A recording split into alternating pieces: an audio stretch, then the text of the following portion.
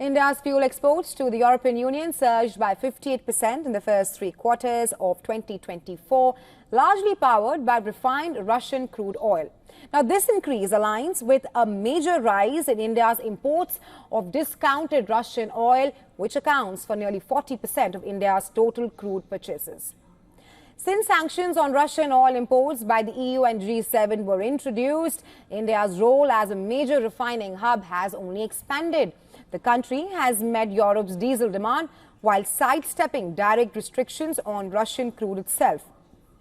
According to the Center for Research on Energy and Clean Air, India is now the EU's top supplier of oil products, surpassing pre-war import levels by nearly double. Indian refineries, heavily reliant on Russian crude, they contributed to this export surge. From December 2022, EU countries and other price cap nations imposed a $60 per barrel limit on Russian oil, aiming to curb Kremlin's revenues. However, the price cap does not apply to refined fuels produced from Russian crude, which are being exported to Europe at full price.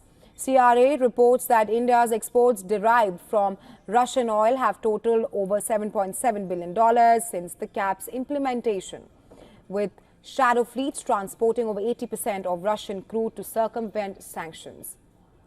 Meanwhile, Indian refineries using the discounted crude have become essential to Europe's fuel supply. Diesel and jet fuel imports from India reached 154,000 barrels per day, double the amount before Russia's Ukraine invasion.